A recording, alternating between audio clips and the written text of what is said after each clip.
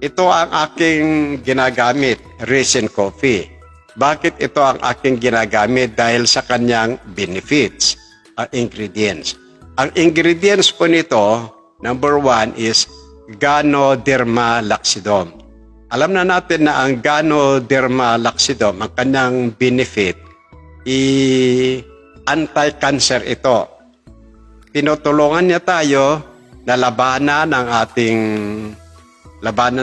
ang toxic, mga chemicals na nakakapasok sa ating katawan.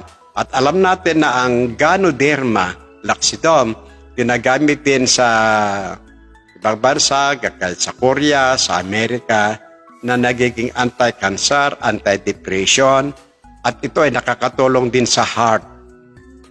At hindi lang yan, antioxidant ito, nakakatulong sa ating immune system, at ganoon din sa ating puso.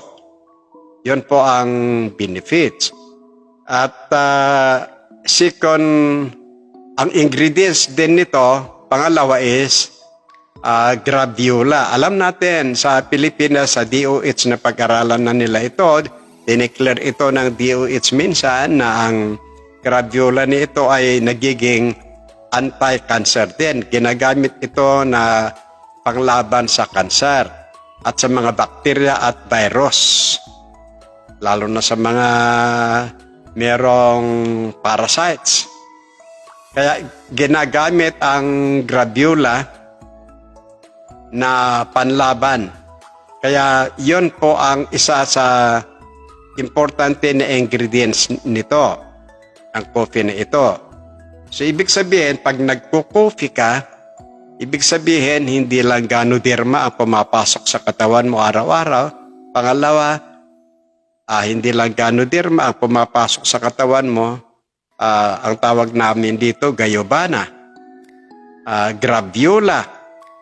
At hindi lang yan, ito ay meron ding Ginkgo biloba.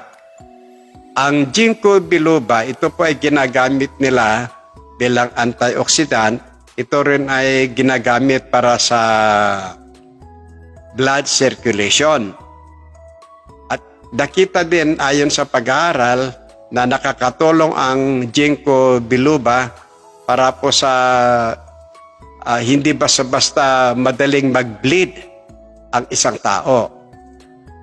So yun po ang nakita na benefits nito. Kaya ito ay ginamit kasi alam nila na ito ay nakakatulong. At ang ingredients din nito, malunggay o kaya moringa. Alam naman natin, kahit man naman sa ating bansa, sa ating mga scientists, medical scientists, alam naman natin na ang moringa o kaya malunggay, ito po ay merong malakas na content na vitamin C. Sinasabi nga nila kung mahilig kang mag-ulam ng dahon ng malunggay, halos 15% powerful than any vitamin C. At ito, meron din itong potassium, meron itong calcium. At hindi lang yan, alam niyo ba na ang malunggay nakakatulong din lalo na sa kalalakihan na magkaroon ng tamang muscle. Alam niyo ba, nagbibigay naman ng kalakasan natin yung muscle natin, lalo na sa aming mga senior citizen na tumatanda na, kailangan din namin ito. At alam din natin na ang malunggay ito po ay nakakatulong din sa pagpalakas ng ating immune system. Sinasabi ko lang sa inyo yung ingredients nito. Na ang mga ingredients nito, siyempre, yan ay nakasubmit sa FDA. At panglima, ang ingredients ng coffee ito ay Panax ginseng.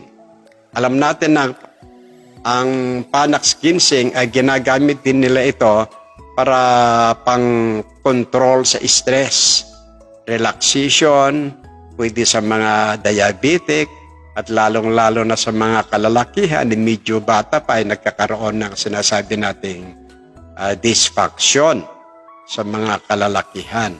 So, yon po ang mga benefits na galing sa Panax ginseng.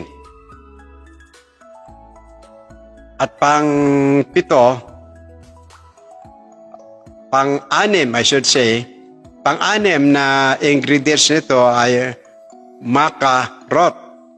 Ang maca-rot na ito ay ginagamit din na bilang iron. Alam naman natin kung anong iron, ito yung nagpapalakas, lalo na sa tumutulong sa ating bone marrow. Alam niyo ba na kapag ang ating bone marrow, hindi na yan nabawalan ng vitamin o iron yan, hindi na yan nagpo-produce ng vitamin, kaya nagiging anemic ang mga tao. At nakakatulong din ito sa ating metabolism. Yun ang maganda sa maca-rot. Nakakatulong din sa ating digestion. So kailangan natin talaga araw-araw na dapat meron tayong maca-rot sa ating katawan. At pang-pito, sa ingredients nito, ito ay Tribulus terrestris. Ang mga dahon nito ay ginagamit din sa ibang bansa, nakakatulong sa mga tao na may problem sa dysfunction, sa problems din nila sa pagkalalaki, pagkababae nila. At ang maganda dito, hindi gaya ng mga ginagamit ng iba na may mga side effect.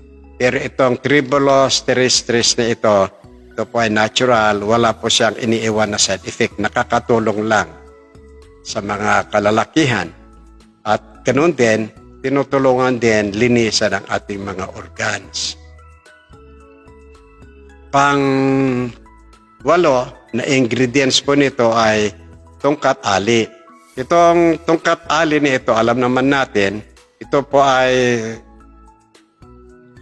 hindi naman ibig sabihin na halimbawa, wala ka namang problem sa libido, wala ka namang problem sa sex.